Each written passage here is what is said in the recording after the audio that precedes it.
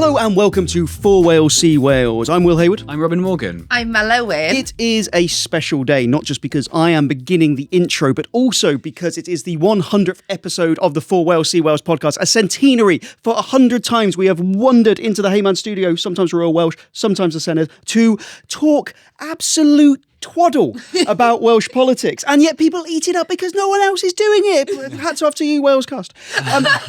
So the question is, guys, how have we done it? And are we going to do another 100? I don't know. I mean, I love this energy from you on the hundreds. It's like you've bottled up all of your energy from the last 100 and it's come out, you know, like at the Formula One with a champagne bottle. Cause I feel like we're shaking you around the room at the moment. You're doing that. I love it. You haven't done an intro since episode 1 and it feels like you've had... Phantom Menace. You're correct, yes. You narrated that, didn't you? You haven't had the last 99. You've really been saving it You've up. been saving that all up. I don't think we'd let him do another one until 200. What do you think? Yeah. Like a monk at a stag do. Has a monk ever been on a stag do? I'm going to go out and say this isn't my area of expertise. Sure, okay. Sure. I mean, 100 though. 100 on Welsh politics is incredible. And over a very spicy election. Very spicy. Yeah. Very spicy. Our plan in the long run was to take it up to the election, right? I don't think we realised when we started how different of an election it was going to be, that it was going to change the face of Welsh politics as much as it did. Yeah, seismic, once in a generation, all that kind of stuff. All that groundbreaking, etc. But it just happened to be because we were doing the podcast. Who knows? Coincidence, maybe. So we say that we do the podcast and that Heyman Media does the podcast. That's really not fully true, because there is a group of people that if you took out, it 100% wouldn't exist, and that is our loyal and almost always nice group of listeners, and they've submitted some questions. They have. So I said, look, we'll get into 100. What do you want to know? It can be political, it can be personal. Should we get into it? Let's do it. I mean, okay, so like we said, these are a mixture of questions. Some of them are going to be political, some of them are going to be personal. Oh, God. we haven't had sight of these. Only men. No. No, only I've seen And these. she's written them all They're all for to me. get previous grievances out. Yeah. What did you mean, Will? Episode 42, what the fuck were you on about? I just think it's funny that Mel said this. Okay, so Natalie has said, who are your favourite comedians? Now, obviously, Will doesn't need to answer this. We know there's that here. Correct. But if you weren't to choose us, who would you choose, do you reckon? Well, obviously, my favourite comedian is here. Yeah. Oh, don't do that. So dividing and conquering, episode thing to say. 100. I don't know. The tricky thing I always have when I talk about comedy with you guys is I'll say a comedian, you guys will go, ooh, because you know how horrific that person could be. Oh, right, yeah, no. That is one of my favourite games to do when you sort of like, they're like, what's this person like? And you're like, a bad guy. The first comedian I really got into was Frank Skinner. Not just because he's a West Brom fan. He gets a good balance of thinking quite deeply about stuff, but also just been really accessible. And ultimately, I think he's just someone who is intrinsically funny. Yeah, that's a very good answer, to be fair. Funny bones. Have you ever worked with him? No, not never. worked with him. So glad you didn't say nonce as soon as I said that. Who's yours? My favourite comedian? Yeah. The first person I ever saw, Mrs. Bubbins. The first person I ever bought tickets to see was Russell Howard. I used to really love Russell on sort of Mock the Week and things like that. A stand-up who does the circuit and has had some brilliant Radio 4 shows. His Edinburgh show is Tom Wrigglesworth. Okay. He had this Edinburgh show in 2012 that was like a formative thing for me because it was like this beautiful narrative show that made me cry at the end. And I was like, oh, comedy can be like everything. That's great. He's wonderful. Who else do I really like? Jenny Collier from off of North Wales is so silly and smutty and rude and funny and charming, and she's brilliant on stage as well. That's great. Wonderful. So I know this is not a hot take, okay, but Chris Rock, I just think, I can't think of anybody who's done it better. I just think he's done so much for like the culture with a K in America, and I've seen him live twice. I've actually seen his brother Tony Rock. I gigged with him in LA, right? That's cool. And I remember thinking, like, it was my first time at the Laugh Factory, and I remember coming off being like, I smashed that. You know, when those are gigs where you're like, I might be all right. And then he went on, and I was like, never mind. Yeah. He's got this bit where he does a bit about how black women can't be shocked because they'll always come back. And he does this bit where he turns around and all he does is like not face the audience. And I thought the room was going to crumble. The noise in there was incredible. So yeah, Tony and Chris Rock. When you do gigs outside of the UK, do you have to change your like persona in terms of how you frame yourself?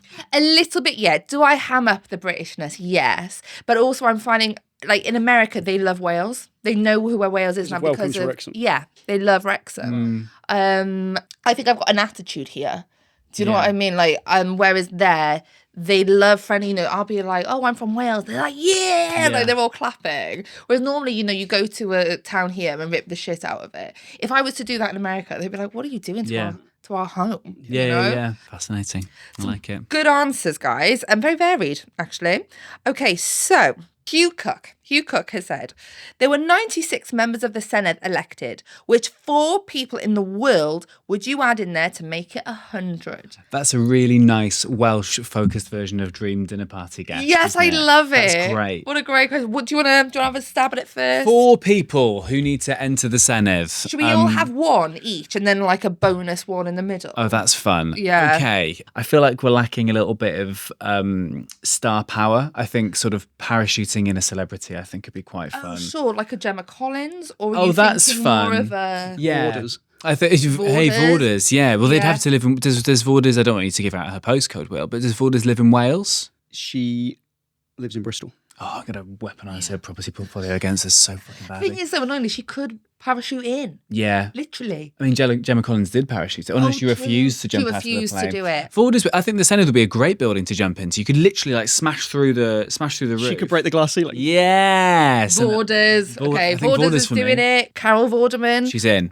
She is in. She's locked in the Senedd. Can I put out the other Obama? Just because she got such a big shout out a few episodes ago. I couldn't remember her name. The other Obama. Yeah, do you remember? The Obama daughter you didn't remember? Yeah.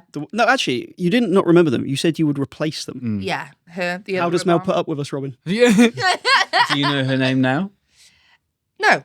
The other... So on her sort of name plaque, the other Obama. The other Obama. Urgent question from the other Obama. She's like, the other Obama. She's probably a great Obama. Not the best Obama. Top 4. So she's in the top 4 Obamas. We're going to give her that. Okay, so we've got Vorders, the other Obama. Do you know, I'm going to go politics. Yeah. I'm going to throw in someone who actually has been a member of the Senedd and I think needs to be back in there. Yeah. I'm going to go David Melding. Wow. Do you remember David Melding? Yes, I've met David Melding many times. So David Melding was a Welsh Conservative MS, long-standing. If you were a Thatcherite or on the right of the party, you describe him as a wet. WHET. Wet. He was very thoughtful. He was conservative in outlook, but he was also sensible and he was compassionate. And I think if they were to pursue a more David Melding-like worldview, I think the Senedd would be a better place. It would have a better standard debate. And he was also very pro-devolution. Like, he wants the UK to function and he's not dogmatic about it. So he wants to conserve the things that are worth conserving. And I think that is something that is missing. That's a very sensible answer. 4th one, Mr. Blobby. There we go. There we go. No further questions. No further questions. This is from Polly. So Polly is asking, I think you've spoken before about how you met, but would love to know more about your individual backstories and relationships with politics. So I suppose, like, how did we all get interested in politics? Like, is it something you've always been interested in? I think so. My dad was quite involved in it when I remember like that being quite a big thing when we were younger, sort of like my dad going off to do certain events and things like that, and we talked about it at the table, so like as a family, so I think that probably helped. And then I remember watching a lot of like Have I Got News For You as a kid and not understanding the jokes, but laughing when the audience laugh. Very good, very good. When I was like 8 years old, and my parents were like, "What the fuck are you on about?" So I think, and then it was mainly through comedy, which is why I love comedy as a sort of vehicle of tricking people into learning about stuff. Because I think so many people wouldn't necessarily read the news, but they would focus on stand-up and panel shows, and I think it's a really good way of like educating people. That's so true, because I genuinely do think there will be a whole generation of people who would have known what was going on in the news through watching things like Mock of the Week, which is not a bad thing. No, it's another route into knowing what's going on. Totally, and it's base level, you know, like across the different shows, like News Quiz and Mock and Have a News for You and all those, like they hit the news in different angles, and like you're never going to sort of be fully immersed into, you know, to be fully immersed into the news, you need to subscribe to the Will Hayward newsletter. Obviously. But I think those shows are really, really useful, and they absolutely have a place. Yeah. How about you? Did you always? Because did you go to uni to do journalism So originally? I went to university to study politics and economics. Well, I went to study economics and politics, and then the lecturer in economics was one of the worst lecturers I've ever come across. His name was Patrick Minford. We don't take his name out. He was famous as the only economist to back Brexit. Wow. And he would only do his lectures on an overhead projector. So he would draw on an overhead projector, and the book he made us use, you had to buy specially from the library because it had been out of print for so long. They would photocopy a book for you and staple it together. I really was into economics before I went, I wasn't a very cool kid. And he was so awful, it just completely turned me off it. That's such a shame. I just got into politics because my parents were really into it. They weren't like active in politics. They didn't have like roles in politics, but they cared about stuff. I quite liked arguing. Yeah. And it felt like that was quite a nice vehicle for that. Yeah. People in education have such an influence over the rest of your life. It's really, like, I had a teacher who, looking back with kindness, and she won't even remember who I am, was not a very good teacher. She was, because we had such a tiny primary school. Like, at our biggest, we had 18 pupils, 1-8. So, like, the whole school? Yeah. Yeah. Whoa. So, you know, we had teachers come in that were like specialised in different subjects. So she was our science one, and like she wasn't great.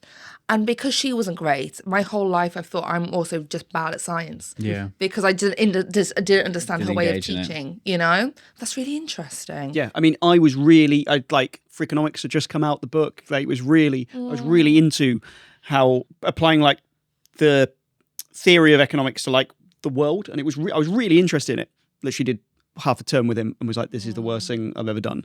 That's mad, isn't it? Because you hear like I love maths and all that sort of stuff, but I just stopped doing it. Wow. I'd be so much richer now. I initially, you would be, wouldn't you? I did history. I didn't really want to do politics on the side of it. I wanted to do modern history because my history teacher at A-level was amazing. Shout out to D.T. Jones, legend. Me and my friend Dave, we used to, when he went to Swansea Uni, and during our like reading weeks, we used to sort of go back to our high school to see him. And I think like we thought it would be really fun. I think he'd be like, "What the fuck are you doing?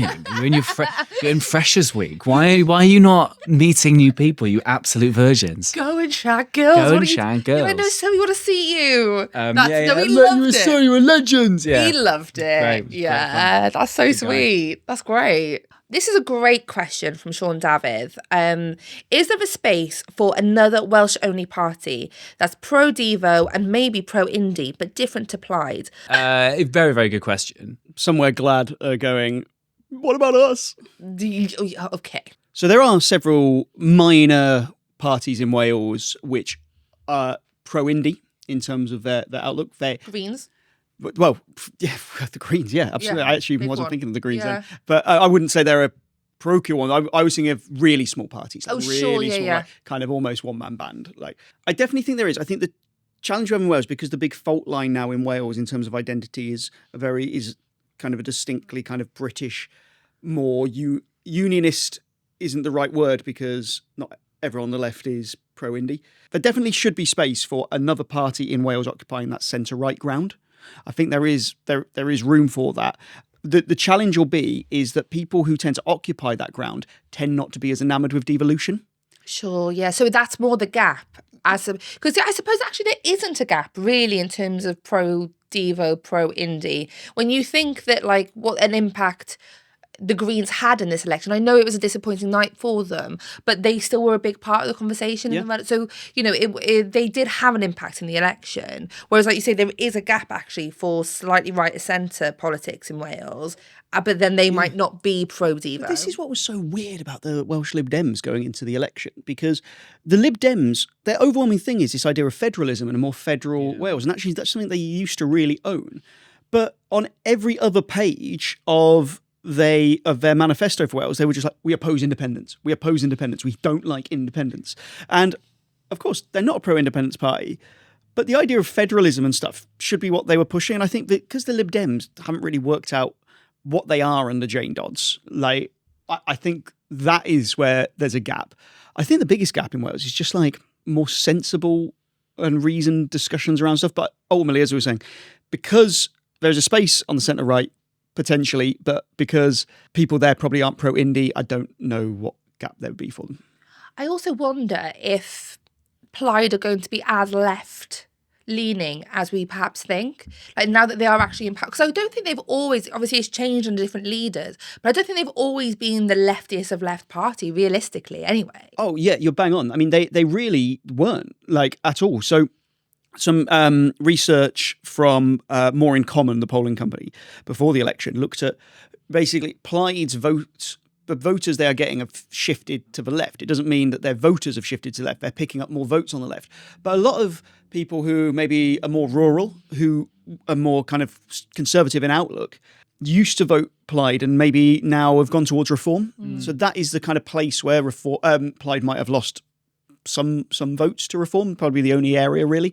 But it's, I think you're definitely right. I think Plaid might have to, they've got a very broad coalition at the moment of people who voted for them.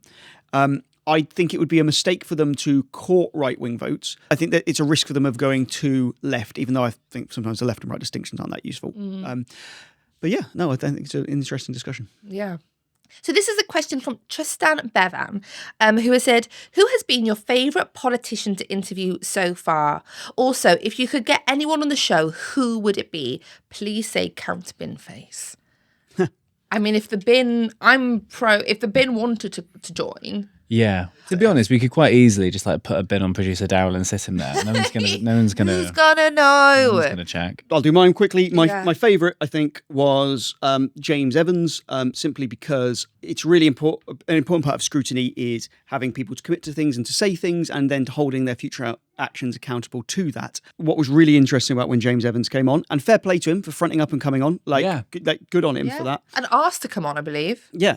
Didn't he? Yeah. He requested to come on. Yeah. Which I do think says a lot, you know? And before that, I'd always had him pegged as someone who would maybe be going over to reform. However, when he came on, he was absolutely categorical that he said reform are dangerous, and he said that they are a threat, and the way their narrative around minorities was dangerous. That was his words. And that really jarred with what I kind of thought that actually could be someone who goes across.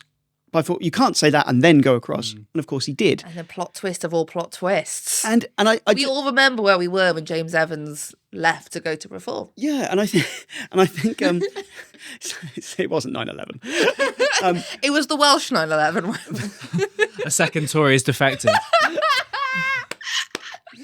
And that is why Robin is our favourite comedian.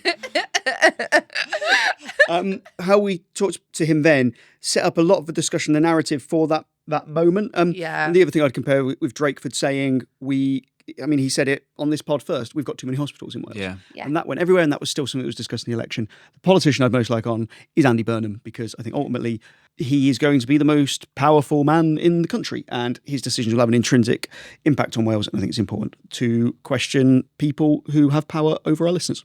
Good answer. Who's been your favourite, would you say? I liked James coming on. I'd love to have him back. Yes, I genuinely would. And I think he'd be very interesting to talk to, and I think he'd be really useful to talk to in terms of the rationale of moving. I know he's kind of spoken about it a little bit in previous interviews, but what I love about our interviews is that we have longer than other shows do, rather than like a 4 minutes. He wouldn't come on again. They're too hypersensitive. Like they can't. Anyone who criticises them, they don't speak to now. That is a shame. And do you think that will carry on throughout the term of the Senate, or do you think eventually they'll need to start to, as you say, like as you've said before, like they've hit a ceiling in terms of like, whereas before it's like we don't need to partake in the quote unquote mainstream media because we've got our following, we've got the people. But if they are hitting a ceiling through those people, then they do need to partake in more traditional means. So yeah, I mean, I'd like to have somebody on that basis. To jump on yours, my one to have on would be Nigel Farage. Wow. I would. I mean, and I think it would be unpalatable for a lot of people, but I would really like that, like to try and have a grown-up discussion. I just genuinely would. I think that would be a benefit. I'd love Welsh reform leader Dan Thomas to be listening to this, and like we're talking about every Welsh reform person, and then like, oh, and also who should get Nigel Farage, the person actually in charge. That's what we should do. It's got to be me. It's got to be Nigel Farage. My favourite one who we've had on politician wise. I've enjoyed having a lot of people on. She hasn't been on for very long, but she's been on our Senedd ones was Heledd Vychan. She's very good value. I think she's great. I think she's a very mature politician. I love her just no shit's taken attitude to a lot of things. And I'd really like to have her on for longer. I think she'd be great. I also enjoyed Anthony Slaughter as well. Yes, what a good Was that in human or turtle form? Well, for me, you can't really separate them. He's a hero in a half shell. So I think I like that he's got a lot of history. But in a world before politics, and I think we talk about Andy Burnham, and that's one criticism that people have of him, that he's been a politician since he came out of the womb. I also think he was so. I would say we take the piss out of everybody equally, right? You always say plague on all the houses, right? He's big on him though. We went on. My favourite bit, I think, underscored that he is quite good at taking things in his stride, was just before it comes on, Mel goes, I just don't take them seriously. About his life's work. Yeah, I just don't take them seriously as a party. And then he came on and was perfectly fine. And but I will say, to his credit though, I do now. I was wrong. Sure. I was wrong. I do now. I think he is one of the politicians with the smallest egos that we've had on. I think he's a very nice human being, and and a great swimmer. He's a great swimmer. Where's that shot fucking well? He's not great on land. No, famously not. Guys, should we wrap up for our 100th ep? Well, indeed, yeah. Yes. Most people, when they reach 100, they get a letter from the king. Well, I'm waiting. TikTok. Daryl, any posts today? What's he doing? He's not busy, is he? No, I don't think so. No. Well, it's probably coming today. Guys, I've really enjoyed the last 100 episodes, and I'm looking forward to the next 100. Thank you for joining, doing this with me, guys. It's nice. It's really nice to just chat shit with my friends every week. It's great. It's really, really lovely. And thank you to all our listeners and viewers and everyone who's joined this wonderful community. Really, really lovely. And to Heyman as well. To Heyman Media as well, who have made our dreams possible for doing this with us every single week, and out and about as well, and have literally facilitated anything that we've asked for. So thank you so much. Smashed it. Love you guys. Bye. Like you too. Goodbye. I love spending time with you.